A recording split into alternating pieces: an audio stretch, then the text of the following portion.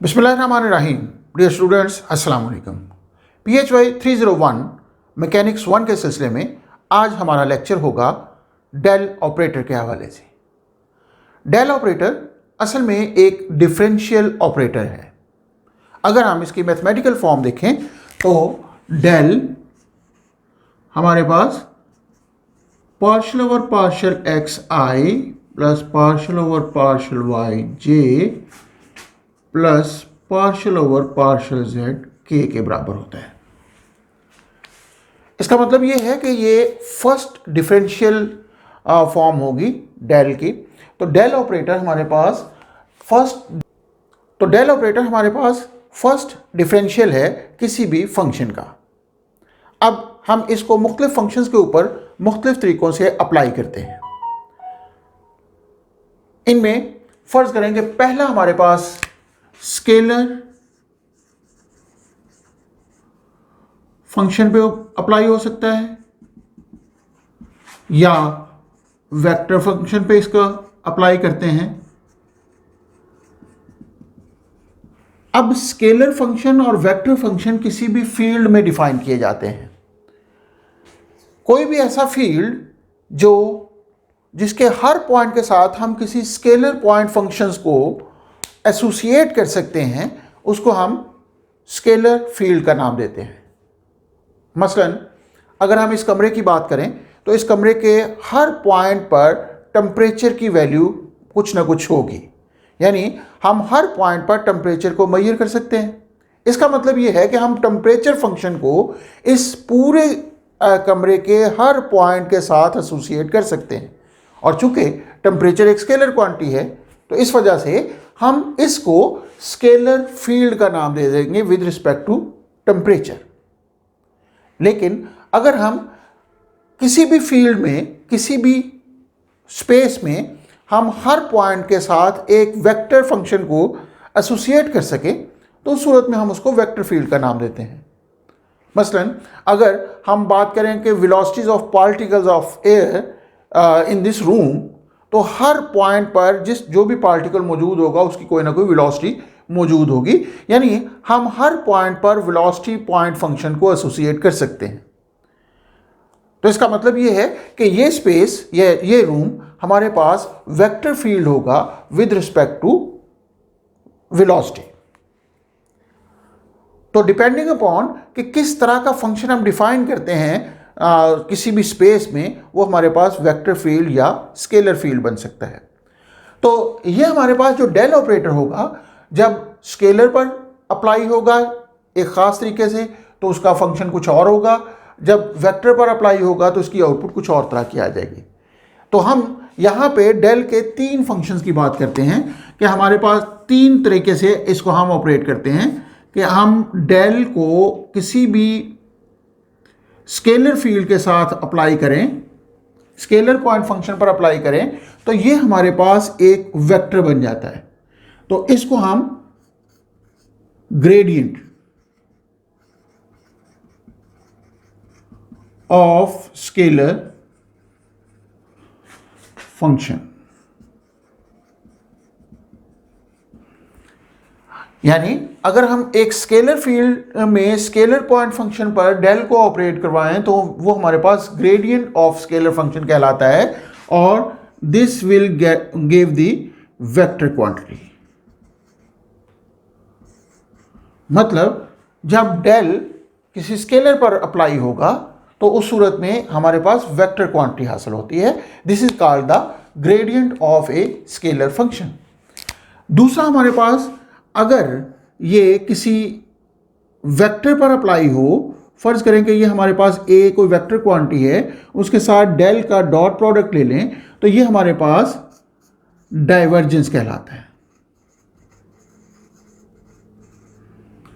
तो divergence of vector function. अब del operator जब किसी वेक्टर पर अप्लाई होगा, चूंकि ये डॉट प्रोडक्ट की सूरत में है, तो इसका मतलब ये है कि हमारे पास एक स्केलर क्वांटिटी हासिल होगी। इसी तरीके से डेल ऑपरेटर का एक और इस्तेमाल कि किसी वेक्टर फंक्शन के साथ इसका क्रॉस प्रोडक्ट भी लिया जा सकता है, तो उस सूरत में del A cross A is known as curl of vector function, और कर्ल ऑफ ए एक वेक्टर क्वांटिटी होगी।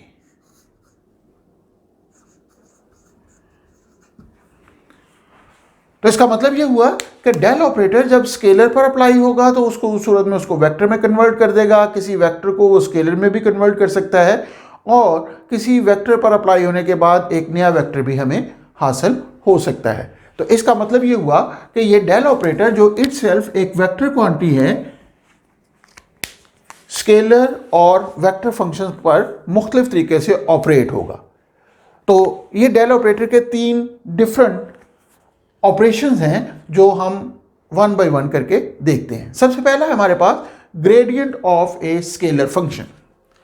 अगर हम gradient of a scalar function की बात करें तो gradient of a scalar function, अगर हम gradient of a scalar function की बात करें तो हम इस तरह डिफाइन कर सकते हैं कि ये हमारे पास जब एक डेल ऑपरेटर ऑपरेट होता है स्केलर क्वांटिटी के ऊपर तो उस सूरत में उसको वेक्टर में कन्वर्ट कर देता है। फिजिकली हम इसको देखते हैं कि अगर हमारे पास एक स्केलर फील्ड हो और स्केलर फील्ड में हर पॉइंट पर स्केलर की पॉइंट फंक्शन की कोई ना कोई वैल्यू है, तो हमारे पास कुछ पॉइंट ऐसे होते हैं जहाँ पर तमाम सरफेस के ऊपर, या एक पूरी सरफेस ऐसी हो सकती है जहाँ पे तमाम पॉइंट फंक्शन की वैल्यू सेम है। हम उनको आमतौर पे लेवल सरफेस का नाम देते हैं, या हम इस तरह भी कह सकते हैं कि लेवल का मतलब ये होता है कि ऐसी सरफेस जिस पर तमाम स्केलर पॉइंट फंक्शन, तमाम values of a particular scalar point function is same. तो हम सपोज कर लें कि हमारे पास 2 लेवल सरफेसेस हैं, एक में इसकी वैल्यू phi1 है, दूसरे में इसकी वैल्यू phi2 है। अगर हम स्केलर पॉइंट फंक्शन की बात करें तो लेवल असल में वो सरफेस होती है जो उन तमाम पॉइंट्स को मिलाने से बनती है जिन पर value of function is same. तो इसका मतलब इस तमाम जगहों पे अगर हम phi की वैल्यू कैलकुलेट करें तो वो हमेशा phi1 है। इस सरफेस तमाम के ऊपर हमारे पास phi की वैल्यू सेम है। तो ग्रेडियंट का मतलब ये होता है कि हमने ऐसा एफिशिएंट पाथ देखना है जिस पर अगर हम मूव करें तो rate of change of function is maximum. So scalar gradient of a scalar function can be defined as the maximum rate of increase of a scalar function with respect to space in a particular direction। यानी एक खास direction में जहां पर maximum rate of change आ रही हो तो वो हमारे पास ग्रेडियंट ऑफ दैट फंक्शन कहलाएगा। एग्जाम्पल के तौर पे अगर हम बात करें कि पॉइंट ए और यहाँ पे पॉइंट बी हो, अगर देखा जाए कि ए पॉइंट से बी पॉइंट की तरफ अगर हम मूव करें और ये डिस्टेंस हो आर, तो उस सूरत में यहाँ पे यहाँ से यहाँ तक जो rate of change with respect to distance होगी that will be equal to delta phi over delta r. मैं इसको अगर डेल्टा आर से डिनोट कर दूं, अगर मैं इसको डी आर से डिनोट कर देता हूं तो उस सूरत में ये हमारे पास d phi basically phi2 minus phi1 होगा। ये जो change I in the scalar field, value of scalar field, वो I d phi in distance d r. तो rate of change of phi with respect to distance वो होगी d phi over d r. लेकिन अगर देखा जाए तो यहां से अगर मैं इस पाथ पर मूव करूं तो अल्टीमेटली ए और जो 1 और 2 सरफेस के दरमियान डिस्टेंस कम हो जाएगा। इसी तरह अगर मैं मूव करता जाऊं और यहां से वर्टिकल डिस्टेंस ले लूं, नॉर्मल डिस्टेंस लूं, इसको मैं डी एन का नाम दे देता हूं। अब ये डी एन वो डिस्टेंस है जो कि नॉर्मल डिस्टेंस है बिटवीन द टू लेवल्स, तो which will be minimum distance. अब जब डिस्टेंस मिनिमम होगा तो इसका मतलब ये है कि रेट ऑफ चेंज मैक्सिमम हो जाएगी। तो इट मींस कि हमारे पास जो ग्रेडियंट का मतलब होगा, ग्रेडियंट ऑफ फाई वो होना चाहिए D phi by D N, क्योंकि ये वो पाथ है जिसके दौरान चेंज हमारे पास फाई 2 माइनस फाई 1 यानी डी फाई के बराबर ही है, लेकिन ये मिनिमम डिस्टेंस होने का मतलब ये होगा कि हमारे पास d phi by D n maximum हो जाएगा। अब ये जो हमारे पास मैक्सिमम चेंज या ऑप्टिमम पाथ जिसको हम कह रहे हैं कि वो हमारे पास, उसको हम ग्रेडियंट, और ये चूंकि एक ख़ास डायरेक्शन में ही हो सकता है, मैं अगर इसको n यूनिट वेक्टर ले लूँ तो इसका मतलब है इसके अलावा और कोई पाथ नहीं होगा। अगर मैं इसको थोड़ा सा और टिल्ट करूँ तो डिस्टेंस फिर बढ़ना शुरू हो जाएगा। इसका मतलब this is the only path in which the rate is maximum. इसके अलावा किसी भी पाथ पर जाएंगे तो रेट मैक्सिमम नहीं होगा। तो ये हमारे पास इसका ग्रेडियंट कहलाएगा। तो gradient of phi will be equal to D phi over D N. तो अल्टीमेटली हम इसके साथ, अगर चूंकि एक ही डायरेक्शन अब फिक्स हो गई, लोकलाइज हो गई, तो हम इसके साथ यूनिट वेक्टर एन लगा सकते हैं। अब ये तो हो गया हमारे पास ग्रेडियंट ऑफ फाई की डेफिनेशन क्या है। तो मैं डेफिनेशन एक दफ़ा फिर पढ़ देता हूँ। The maximum rate of increase of a scalar function with respect to space in a particular direction is called gradient of scalar function। ये तो हो गया हमारे पास ग्रेडियंट की डेफिनेशन। अब हम डेल, फर्ज करें कि डेल फाई कैलकुलेट करते हैं। डेल फाई का मतलब क्या होगा? अगर हम डेल फाई कैलकुलेट करें, del phi that should be equal to partial over partial x i partial over partial y j plus partial over partial z k, और अल्टीमेटली इसको हम ऑपरेट कर रहे हैं फाई के ऊपर, तो this will become partial phi by partial x I